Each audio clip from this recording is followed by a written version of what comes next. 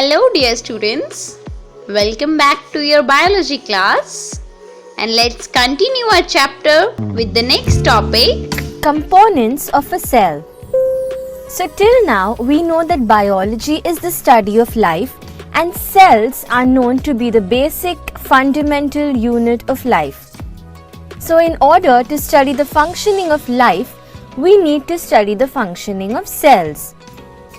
In our previous session on cells, we have said that any living organism is ultimately made up of cells.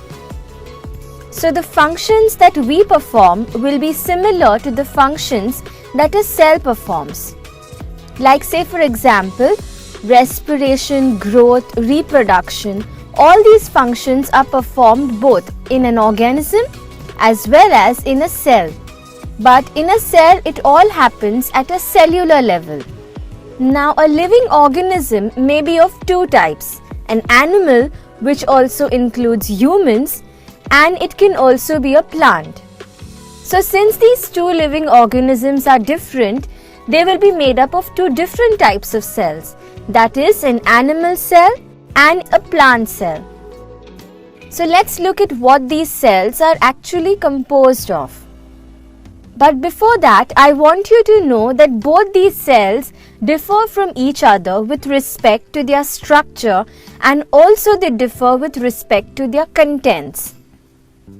So let's start studying the components one by one in detail. So let's start with the first one, that is the cell membrane. Now do you see this outer covering which is holding all the contents together in both types of cell?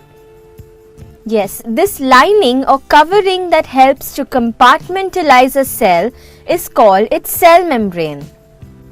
So just like a room is contained by walls, the components of a cell are contained by its cell membrane, which is also called as a plasma membrane. Now to define it in a clear way, it's the outer thick covering of the cell which separates one cell from the other, and it also separates the cell from its outer environment. This covering of a cell, as you see, is not completely closed. It has small pores, or we can say gates, which allow the entry or exit of substances.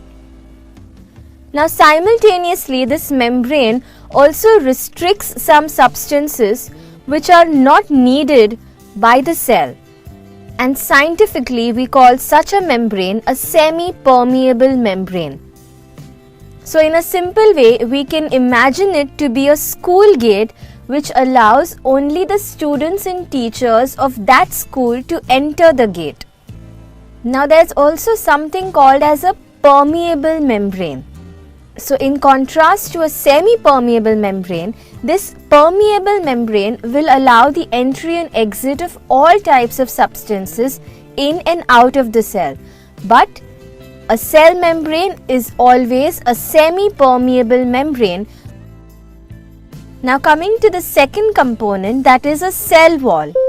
Now initially I told you all that an animal cell and a plant cell differs from each other. Now one of the differences is that a plant cell has an additional outer covering apart from the cell membrane, and this is called as a cell wall. Taking the school example again, the cell wall acts as a fence which surrounds the school. So this cell wall that you see over here is composed of a protein named cellulose, which offers rigidity to the plant cell to sustain conditions like increase in temperature and strong winds. Again, please remember that this cell wall is present only in a plant cell.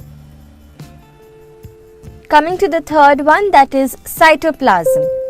Now inside the cell membrane, there is jelly-like fluid which is present in both types of cell.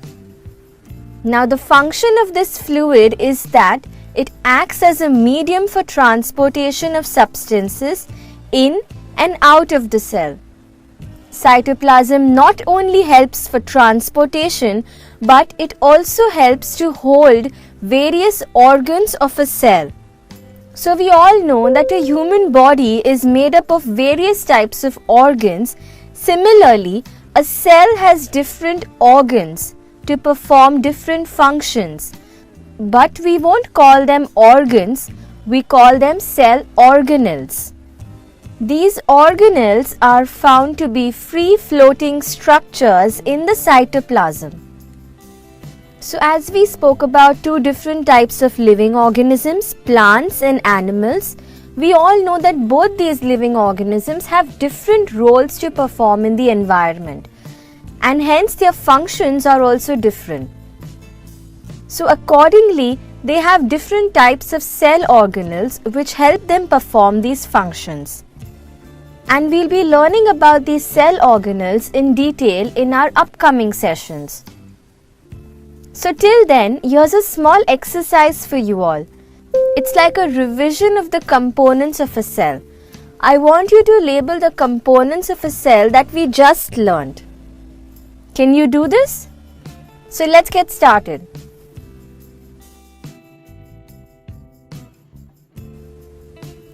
So till the next session, follow your curiosity